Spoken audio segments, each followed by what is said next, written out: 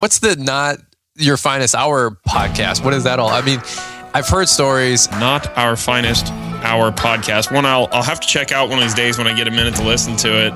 I've been told it's not for everyone. I don't know. It's just the general reviews I hear on it, but it has been getting really good reviews. And I've never personally listened to it, but I have heard it's not for everyone. I listened to the Not Our Finest Hour podcast. Just great podcast. I've really enjoyed that. I'm not endorsing anything. From what I said, from what Caleb told me, he said don't endorse anything unless you listen to it first. I do once in a while listen in, and it's a lot of fun. But I do got to be careful. It is not for everyone. Caleb Allman is always dropping notes that it's one of the most value-added shows out there. Of course, through all the Not Our Finest Hour, you guys poking fun at so much different stuff is absolutely killer. I don't feel any oppression tonight. In fact, I feel very free. The Not Our Finest Hour podcast. Thanks for being here.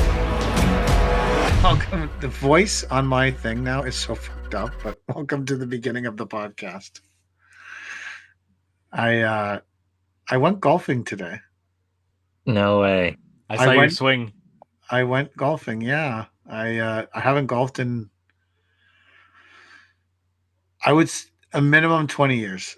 I have not gone out on the golf course. And my friend Rob Havry just was not taking no for an answer when he invited me out to play. So I said, fuck it, I'll go and play. And honestly, I had a great time. It was fun. I don't know if I could go and they were playing this thing called best ball where all four people hit it and then you just pick the best one and all four people hit it. And I don't think we ever used mine all day. I'm pretty confident I never once had the best ball. But that kind of play, I think that in a tournament with that kind of play, I would enjoy golfing. Yeah, that's the way I've always played best ball. Like that I can enjoy because I'm not, but chasing my own ball through the woods and into the pond and wherever else it went, I'm not super into that. Yeah, don't blame me there. So it was interesting because I don't think I've ever played in a golf tournament in my life. Just the whole culture and the setup, and everyone's in a little cart and you go and you bring your lunch with you from the inside, and everyone's getting on their glove, their golfing glove, and they've got their bag and they've got their little routine, and it reminded me of like when I used to play hockey, and if someone came into a hockey dressing room that never played and saw people getting changed and they all have their bags arranged a certain way and they're hanging, there's like a whole culture and habit forming thing that happens. And you can tell that golf is, in my opinion, after playing this one tournament, that it seems there's a lot of cultural stuff that's going on. People have got their phones out and they're like, it's 120 yards to the pin. And I'm like, what the fuck, man? Like I guess. But in my life, I would never look up an app to tell me how far I am from the pin on a golf course. Like that's just, but it was a fun experience. It was neat. I'm glad that Rob convinced me to go, and Christy and Cody did an amazing job promoting our business. I think at the golf tournament, I think the two of them fucking crushed it. Like. There was so many pictures. So our account got shared so much. They met tons of people, which is great. It was good. They had fun. Everyone seemed to have fun. We gave it a lot of cigars and we gave it a lot of meat sticks, but we were on brand. So maybe next year, the Not Our Finest Hour podcast should sponsor a hole. Yeah. We need to make some money first. Yeah.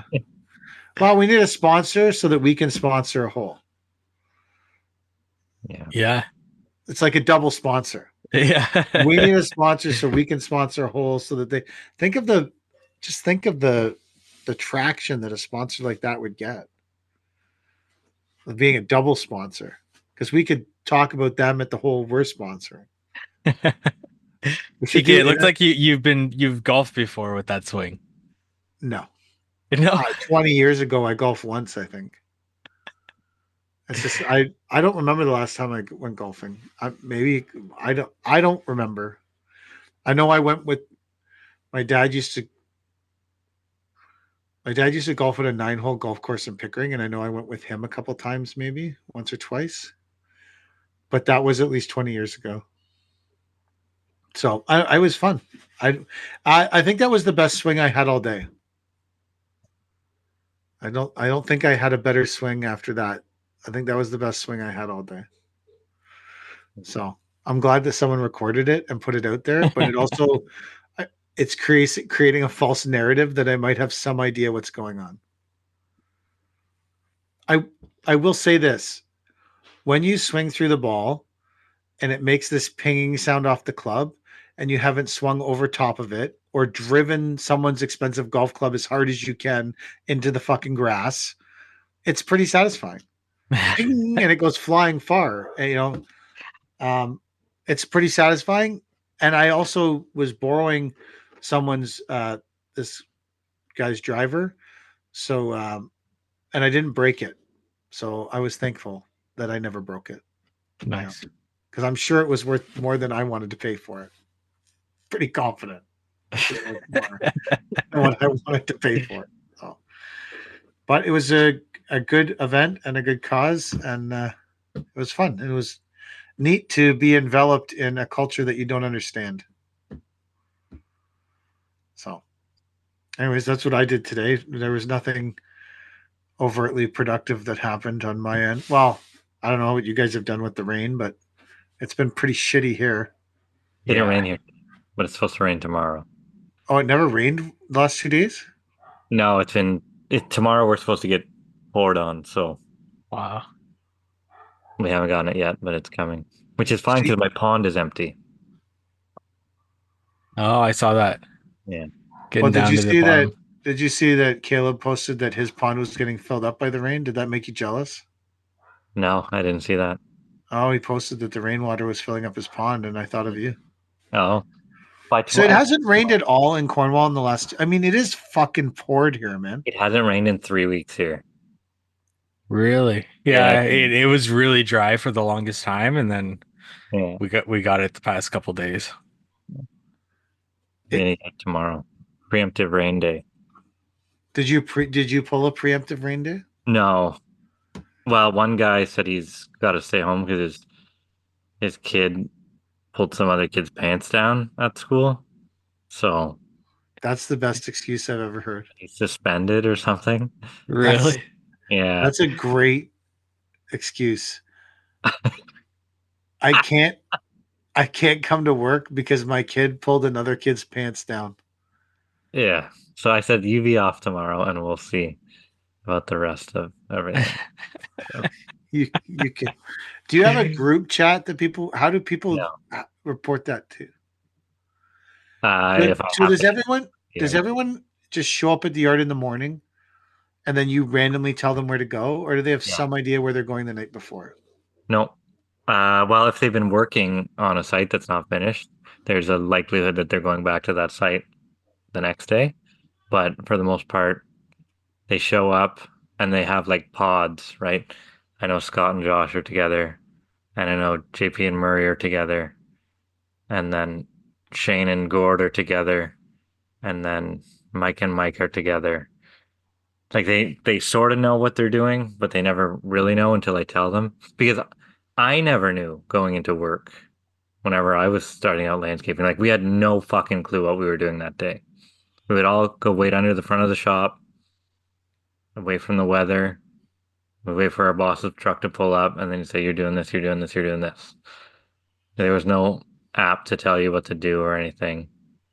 And so I've inherited that mentality that I pull in at 6:45 or whatever, and I just start barking at the guys what they're doing today, what they need. It's carried down from my old landscape days. Yeah, Sounds like you need an app for that. Yeah. So here's the thing. the guys are always crushing their phones or not checking their phones or they don't have data on their phones or it's always something, right? Whenever you need them to answer the phone, you can bet your life that they're not going to answer the phone. And some of them, their screens are so scratched that they probably couldn't even read what's on the fucking screen. Like, I have no clue how they do it. Some of them, their phones are so old, they're like iPhone 6, you know? I have no clue how they get anything done. But So, how do you tell everyone what they're doing, Mike, every day? They're always with me. So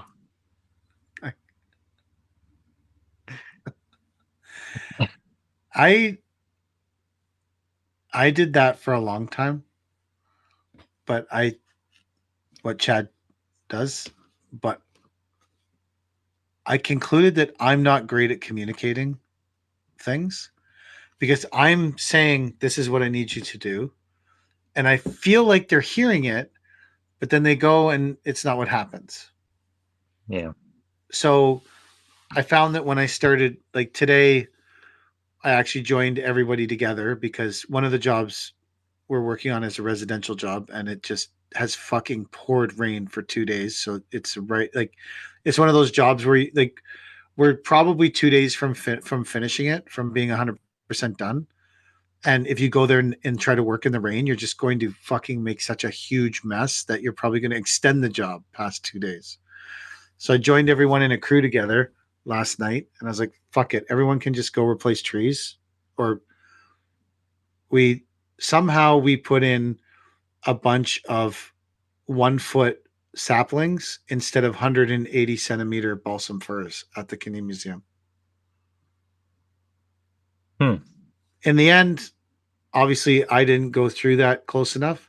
And I kept walking up that side of the building going, that's a really weird place for 7 balsam saplings that usually would be in a renaturalization planting. But then I also thought to myself, I don't really like this. There's a lot of things going on here, like the importing and exporting of the same soil, except when it came back, obviously it came back with Phragmites seeds. Um, So maybe these weird balsam firs, they want them to grow in, or I don't fucking know. And I just sort of ignored it, even though I had recognized on many occasions that looks really fucking weird. 180 centimeter spruce, tiny saplings, 180 centimeter spruce. Like I just never. Anyways, so we have to go there and dig them in. So the whole thing is basically a loss. There's no money to be made planting trees that should have been planted 4 months ago. Because you've already been, I think, as in theory, we've already been paid for them because there was no proper inspection done. So now we're just taking from the pot of money we've already been paid for. Because obviously, the most profitable thing you can do is to get paid for work you never did, or getting paid to put in 7 saplings that take 6 minutes is probably way more profitable than buying 780 centimeter balsam firs and then trying to put them in through a finished job site of sod and all kinds of bullshit. Yeah.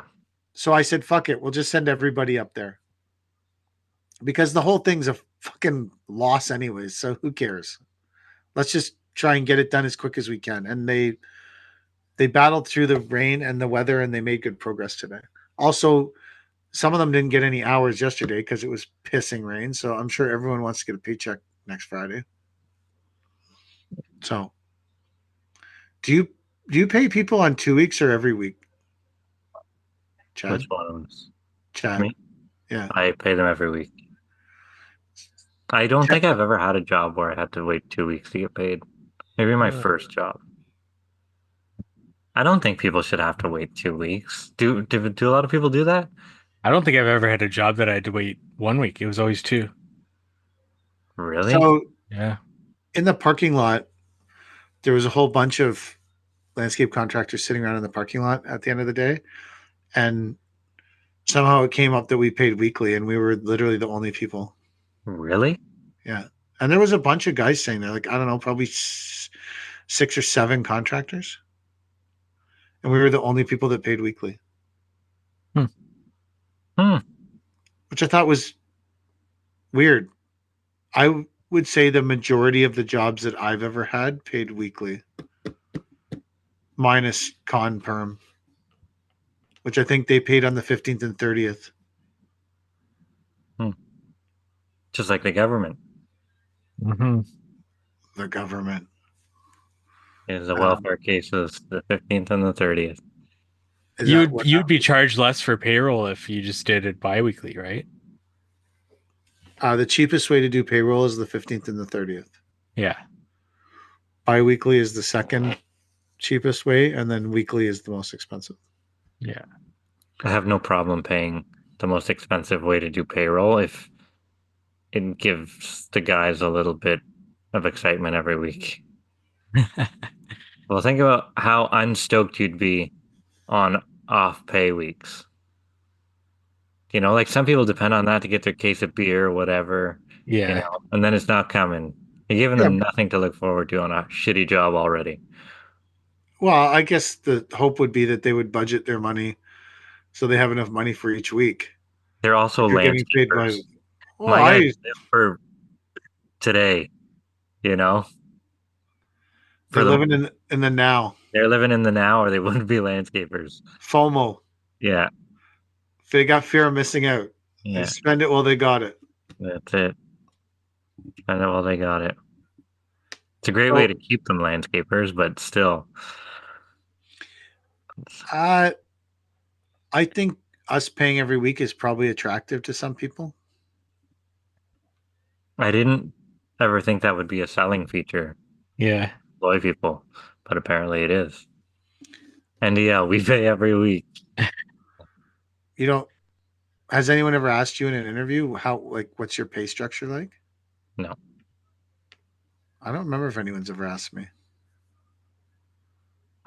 So we've hired guys, and like at the end of the week, I'm like, do you need some money to get going? Because, you know, you won't be paid till next Friday or whatever, right? Right. After their first week. And sometimes they're like, yeah, I'm going to get a couple $100 or whatever. And sometimes they're good. But How often are they good versus they need a couple $100? Like 50-50? Yeah. Yeah. Yeah. That's not as big of a tell as whether they're going to be a good employee as whenever they ask for shirts, right? Like if I give them $100 their first week after their first week because they need money, fine, no problem. I don't count that against them. Whenever they ask for a shirt the first fucking week, you're almost certain that they're not going to last. Why do you say that? I find that interesting. Because anybody who's ever asked for a shirt, I like that metric. I really like this metric. in my I'm landscape going to punch it into LMN. as a boss, What do you ask for a shirt? how did that meeting go? Yeah. How did the meeting go? Did I have the meeting after the podcast last week? Yeah. So I attended that meeting. Man. I remembered to attend that meeting. It went pretty good. I'm still not sure what I have to offer them. You know, I don't know that if you want to call what I have going on a brand, I don't know how our two brands would intersect, but maybe they are smarter than me and they have a plan. You know, I don't know. So they're supposed to email me this week. I actually bumped into Angelica at the golf tournament. So look at me making some business connections at the golf tournament, baby. Working the fucking crowd. So they did this raffle at the golf tournament, and you get to go and pick whatever prize you want, and all the hole sponsors donated prizes or whatever. So we donated a 14-yard bin with 12 tons of 3/4 clear, a 14-yard fill bin with 12 tons of 3/4 clear. I personally thought that was. Did you bring the whole bin to the golf tournament, or I probably should next year, because there was a lot of discrepancy over what a 14-yard fill bin and 3/4 clear was at the golf tournament. Not a lot, but some discrepancy. So maybe if we had brought a bit, now we brought Christie's dump truck to the golf tournament and we parked it in the parking lot. but I guess it wasn't a bin. So, but the value of that in Durham region is, I think, I can look it up. Would they have been able to keep the bin? No. The fuck It's a hot dog bin. Yeah. Maybe that one. That one I would have considered just getting out of my fucking yard. Now there's fucking two of them. That's territory. So this is territory 2, which is not super different. So a 14-yard clean fill bin with 12 yards of 3/4 clear is $935. So I feel like that was a pretty good prize. $1,000. Yeah, that's a great. Yeah. I thought that was it was one of the last things on the table, and no one wanted to pick it. Rob from RC Stone went up and took a 60 of rye. Instead, it was 40 Creek. It was good whiskey or whatever the fuck that shit is, instead of the $1,000 bin that was right beside it. Now he was kicking himself in the ass when he realized that there was a bin right there, because he gets bins from us all the time. So, but it's like, I thought that was a good prize that people would want, and a lot of the people in that room are customers of ours, or people we've done business, or maybe someone that wanted to. The reason I picked that as an item to donate was because I thought maybe someone who's there that has never done business with us might say, hey, there's an opportunity to check out Paver King services and see if that's someone that maybe I want to use for bin supply in the future. One of the last people to win a prize was one of the owners of our local supply yard. So I yelled at him to take the bin because he needed it, even though he has his own bin trucks and his own bins. He doesn't really need mine. But anyways, I thought that was a good prize. But I guess next year we'll have to pick something different, like a $60 bottle of rye. More popular than the $1,000 bin. Christy's numbers came up. I told her to go get the fucking bin back. That's awesome. Go pick the fucking bin. So, but that loses the whole point of the marketing, right? Like if no one takes the bin. So I will say this, that, I don't know how many pictures Cody and Christy took, a lot of everyone with cigars and our Paver King sign and all the stuff and the meat sticks. And as I look at all those pictures, I do wonder what any of that has to do with landscape management software. It also has nothing to do with bins, though, or gravel delivery or landscaping. So I guess maybe there's a legit argument on their side, but I personally thought it went really well. Maybe I don't know how they felt about it. They seemed happy, but we'll see what kind of creative ideas. I don't know if there's any smoking in their building, so probably not. Cigars were popular today. Yeah, I figured there would be. Giving away cigars, that's pretty great. They were 79 house blend from Victory Cigars, so they were not super expensive cigars, but not super cheap cigars either. I think it's $79 for 20, however that works out. So, but they're good. They're really good cigars. They just don't have some of the frills. Like they don't come in a fancy box, and they don't have the bands. And they're nice though. I smoke them all the time. I smoked one today. I took one for free. So, well, I didn't really take one for free. I guess I paid for it. It wasn't really that I had one meat stick too. So, what are you sore, Mike? Yeah, a little bit. What happened? Is that porcelain tile killing you? Porcelain tile wasn't killing me. Are you buttering just it? The rain? What are you doing? Yeah, well, that's done. I did my first one, and now I'm on to my second one. I did the truss bed around the edges and back buttered everything and put it into the HPB. It turned out really well. Nothing rocks, and there's no hollow sound, no aggressive hollow sound. I'm happy with the way it turned out. Do you think Sorry, go ahead, Chad. Did you find the hollow sound got even more tolerable after you grouted it or joint infilled it? Yeah, I could see that for sure. Like it gets whatever little bit of hollow is left, the joint infill. I Yeah. found took it out. Chad, you use spec mix for your back buttering, right? What? Type S mortar mix, or Type what did S, you use? yeah. Yeah. Just S.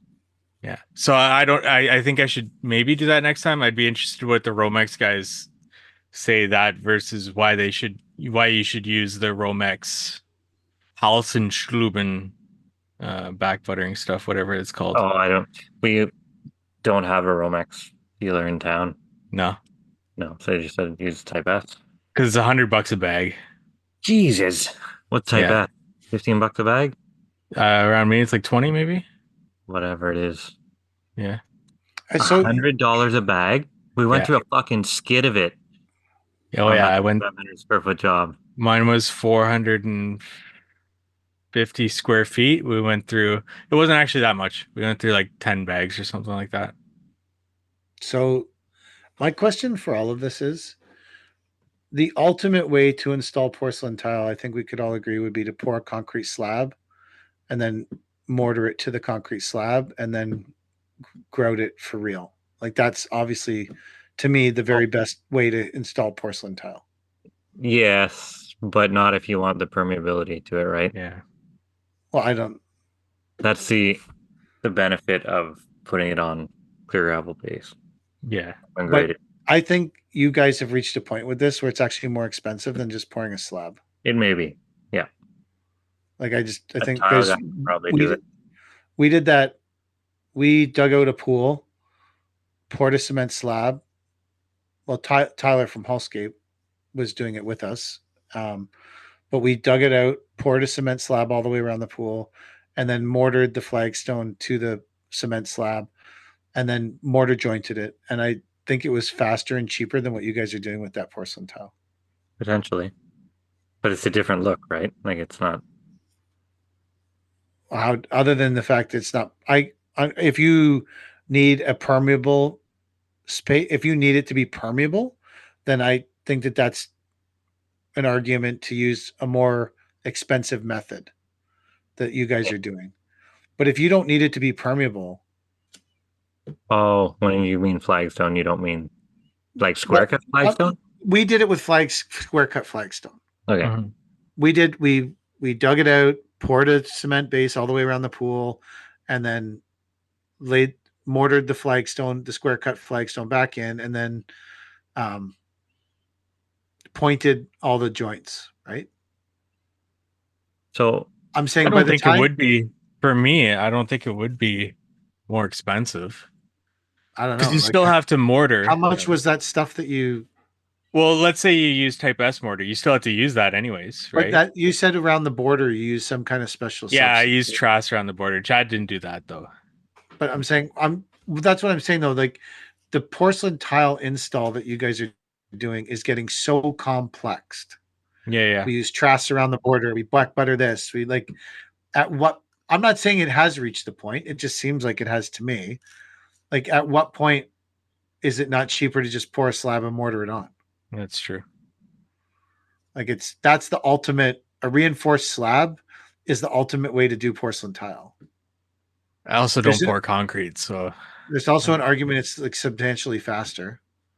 So you're just to put this in perspective now, you're willing to buy a product called Trass, mix it in a thing. I don't even understand exactly how you do it, but you spread it out from my understanding. Yeah, just like HPB. Spread it out like do all that, but you're not willing to pour concrete that no one cares about in a form that's below grade. I get why you would. I do understand why you wouldn't want to pour finished concrete if you do it. Yeah. Don't do it for a living. But we're talking about unfinished concrete. No one's going to see below grade. True. I think this is a whole. These porcelain guys and these natural stone guys. This is all a sales tactic to get the landscapers to put in their product, right? Because in any other world, this is a tile job. You're selling it to the tile guys, and the tile guys are putting this in on a concrete base. Exactly. You're right. Right. So this is the avenue. We're bending the rules so that the landscapers can do it now. If someone and we took the bait. And That's putting in porcelain tile. the idea that you just said. I bet on your next porcelain tile job, if you got someone to supply the cement, like say you dug it out for them with your excavators, put in the sub base. I bet you could get someone to pour the cement and get a tile. You're right, a real tile guy that does tile for a living every day, and lay that and get it grouted for real. And you'd probably still make more money than having your guys back butter it and get trass and all this stuff. I think the If you problem don't need the permeability. do you know how much planning goes into like tiling a bathroom, like a mosaic or something like that in a fucking bathroom? I'm talking about doing exactly what you did. Just Yeah, bring but just tiles down. listen. They spend fucking days planning it before they put a tile down. Landscapers screed the base. It's time to lay, right? Like it's time to go. And don't step on the base because you're gonna fuck up the base. Well, that's completely different than the mindset of the tile guy where they can walk wherever they want and draw lines here and start their corner here. Like the only reason that the landscaper is doing this is because, okay, we're dumb enough to now think we can put in porcelain tile that we've almost never done before. And we know the golden rule is not to step on the base. So you put those two together and here we are doing it. In my mind, at least, that's how I got through it. But I'm saying there's an argument that if you had just hired someone to pour that slab and marked it up and then hired a real tile guy to come and mortar the tiles down and grout it and do everything and had your guys doing something else, you could have made more money than you did. I can understand that argument completely. Because I didn't even want I to find the whole. I'm not saying I did a bunch of porcelain tile this year too. I'm not like, and we did it on crazy weird pedestals that cost literally $30,000 worth of plastic to put these pedestals. Like, I'm not immune to what's going on here. I'm just trying in my mind to sort out. Would you be better to just sub out 400? Like Mike said, he just did 430 square feet. Would you have been better to just sub it out to a concrete sub and a tile guy and mark it up 10 points and manage the job and do the excavation and the sub base and the things that we're really good at doing and not start fucking around with tiles as landscapers? I think you could say that about anything, though. I think you could say that about pavers. I think we're great pavers. No, I think we're fucking great at pavers. I wouldn't like. Do I sub it out when we're really busy? Absolutely, but that's what we specialize in. I sub out things. I sub out is like Jordan from DPR and Derek. I sub our wood out to them because I'm fucking shit with wood. I don't build pergolas. I don't build fancy shit like they do. I don't build weird custom fucking horizontal fencing that's like in some kind of crazy thing with lights in it. I don't do that fucking shit. They do it. So I sub it out to them. But interlock is something we do. Tree planting is something we do. I'm saying, is porcelain tile, to Chad's point, that we're landscapers and they're just trying to force feed it down our tunnel, which is it something that I should look into? Like you said, I don't pour concrete. If someone came to you and said, Mike, you have to fix the concrete slab in front of our house, you'd find a fucking sub, you'd sub it out and you'd pay them to do it. Why is it different if someone said, I want porcelain tile? You don't go through the same process. Because I wouldn't either. I would have done exactly what you guys did. I'm just talking about it as a topic. Like why to Chad's point, why does every landscaper think they're a porcelain tile fucking expert when realistically none of us know jack fucking shit about it? Yeah. But because we can screed base. Yeah. And not walk on it, which is totally valid. That's a valid point. Like, yeah, we had a concrete pour today, and it was, let's say, 900 square feet.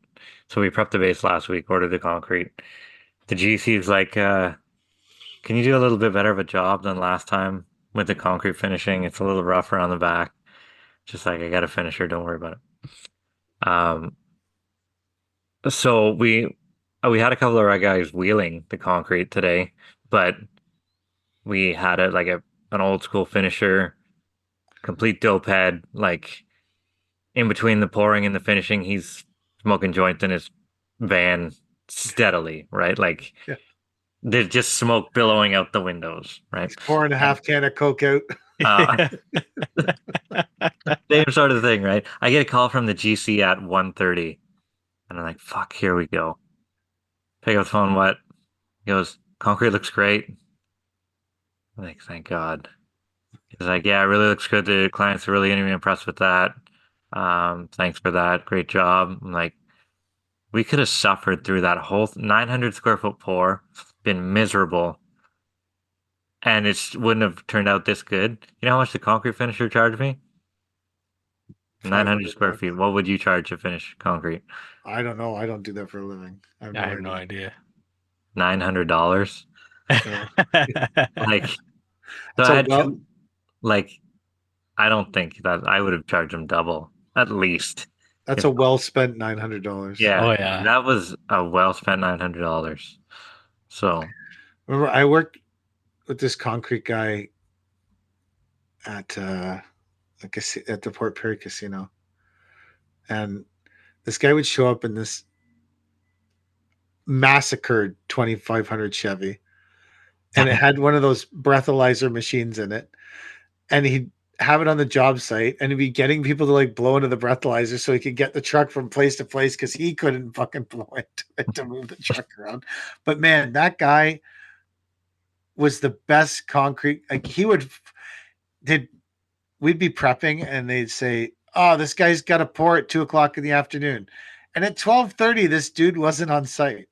Like, how is this? Like, this guy's got to form all this, and by 2 o'clock he'd show up at like 1 o'clock, an hour before, form it all, and then finish it all and be fucking back at the bar. I was like, man, this guy is a beast. All with his breathalyzer and his whatever those breathalyzers are in his truck. Unlock, what's it called? Unlock or something, or Yeah. so that he could fucking keep driving. So a couple of years ago, we were at a big job in Ottawa, and it was a big interlock lay, and we needed this installer, Sean, to be there. Phenomenal installer, breathalyzer in his truck, right? He's driving to the site in the morning. He just got his license back. They put the machine in. It's fresh.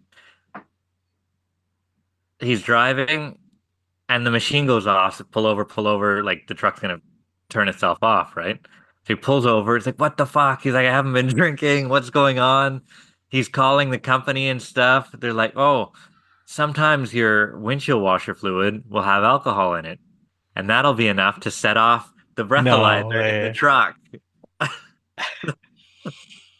So he was stranded halfway to Ottawa because he couldn't get himself to work. The alcohol in the windshield washer fluid screwed up his breathalyzer. Landscaping, baby. Yeah. I would be interested to run the numbers on subbing out porcelain tile to an actual tile person on a cement base just to see.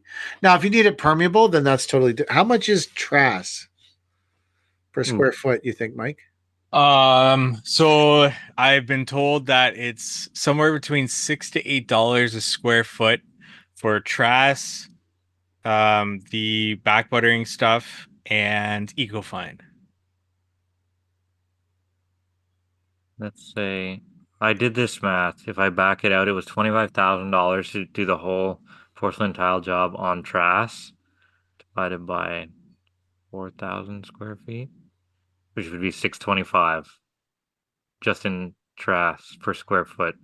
Okay. Yeah, and I then could the be wrong, you Ecofine, could- I did 2 How buckets thick of is it? How thick is Ecofine it? for An 420. inch, I think. Okay. For Trass, you need to go. I think it's 1.5 inches at least. 3 inches Really? for a driveway. Ooh, I thought it was an inch because our round bars are what, 1.25 inches? Mine are 1 inch outside, but I think it's 1.5 inches you have to go. Pretty sure. I'm like 80% confident in that. I'm not confident in anything. Oh, you. So, what is the actual process of trassing, Mike? Now that you've trassed, So you mix it in a concrete mixer. so how does it show up on the site? In bags, just like Paper bags, cement plastic mix. bags, cement bags, Yeah. and it's pre-mixed. No, you had to mix it with HPB. How much HPB do you put per? I'm trying to think. I think it's 4-1. So 4 parts HPB, 1 part Trass, and then water. And then you mix it, you dump it, you screed it, and then you back butter and you put it on. So you need 2 feet for the outside border along soft edges, and then an additional 3 to 4 inches past the actual tile. I thought it was just if you're doing the outside border, that whole outside tile has to be on Trass. So that's a ratio of how big your tile is. Yeah, I Is could what see I was that. told. Mine were 4x2s, so we did a 2 foot all the way around, basically. Yeah. If you weren't physically doing it yourself, Mhm. how good would someone have to be for you to walk away from that and let them do it without you watching? That was working for you. So I had a guy start the week before, and he's a really fast learner, and I could walk away, let him screed the truss, and I was fairly confident he could actually just back butter and lay the tile, just not actually level the tile itself. And I didn't, but I would have somewhat confidence, and I would check his work and feel like he could be able to do that pretty well. Is the Trass permeable? Yeah. That's the benefit to it. Like, that's the only reason why you would use it. So what if there's you can get permeable concrete, right, to pour a slab? Mm-hmm.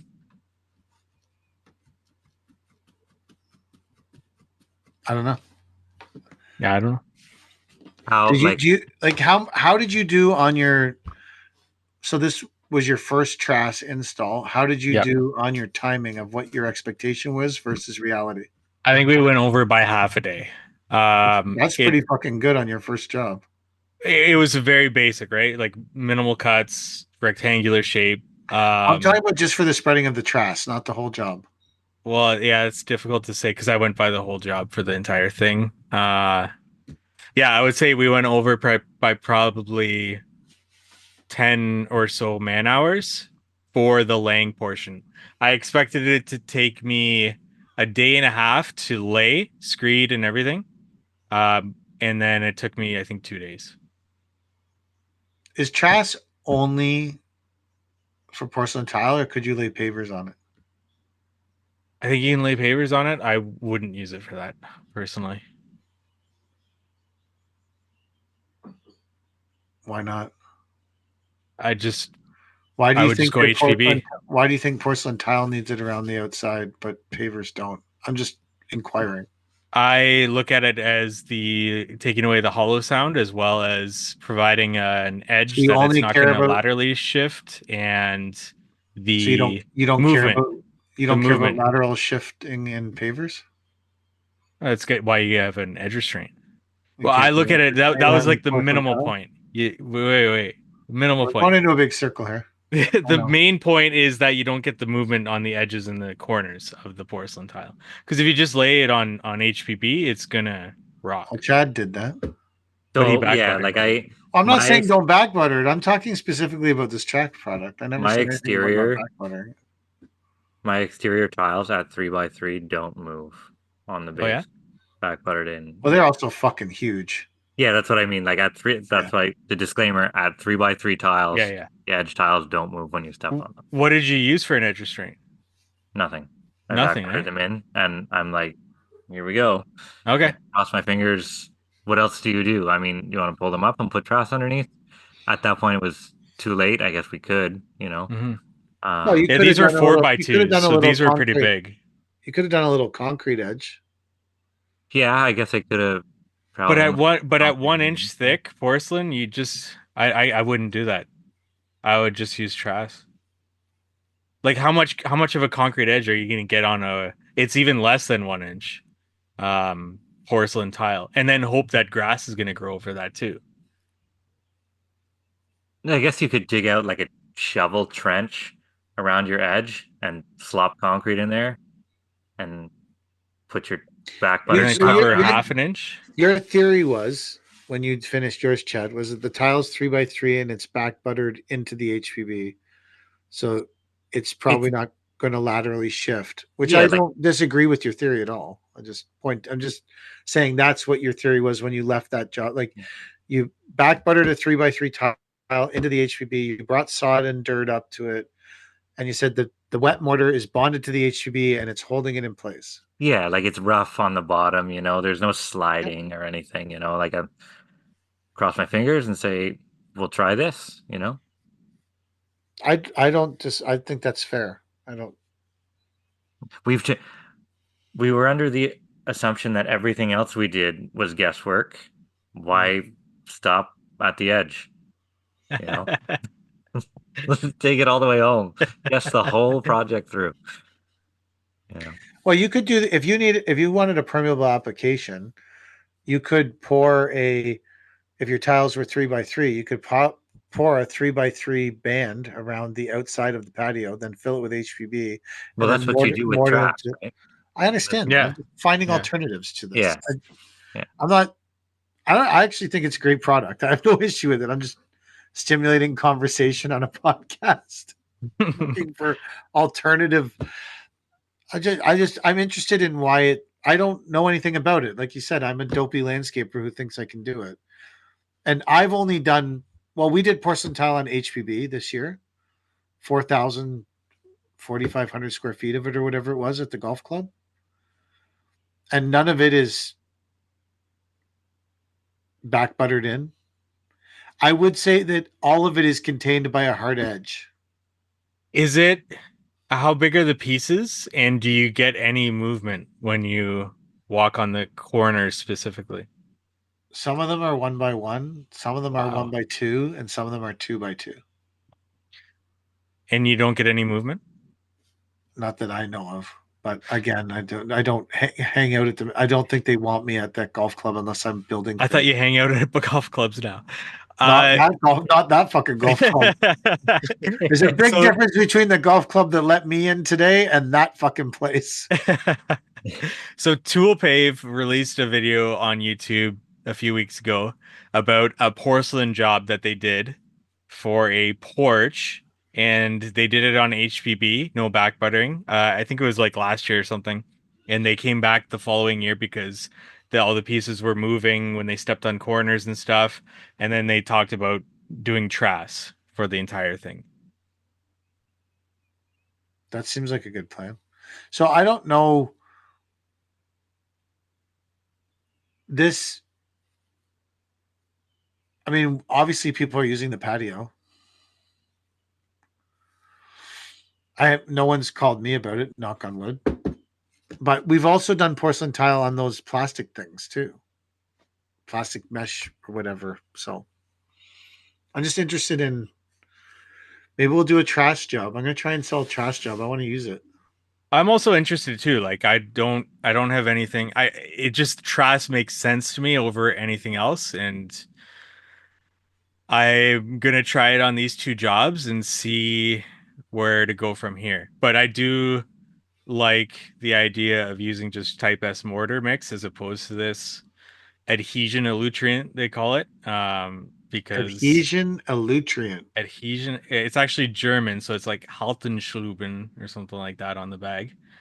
But yeah, if they can't give me like a good reason why to use that over type S, it doesn't make sense. Got a way better $100 a bag. Yeah. Well, they want you to use that on the HUV too, or just on the Trass? Everything. So they give like a 5-year warranty on it if you use it. If you do the Trass around the borders, pedestrian only, and you use their product on everything. For vehicular or for Trass everything, I think it's a 10-year warranty. How much is a bag of Trass? I'll go into my invoice and see. I feel like Romex should sponsor this fucking episode. Right? I don't think I've ever said the word Trass so many times in my fucking life. What does it stand for? Is it German? Some kind of German shit? I don't know. Well, what's the spelling of it? TRASS. Can't remember Trass. what the bag says. Probably something in German. Yeah. I don't. If you were doing that job again, would you use Trass on the border, Chet? No, not unless I find out that this shit's the bed. Well, the biggest test will be seeing how it weathers the winter, right? And if it makes it through the winter and without problems, then I save myself a boatload of money, right? How many square feet is that, Joe? 4,000. Whoo! Guess you're hoping that goes good. Yeah. Okay, so pricing on Trask per bag is 110. Pricing on the Nutrient is actually 125.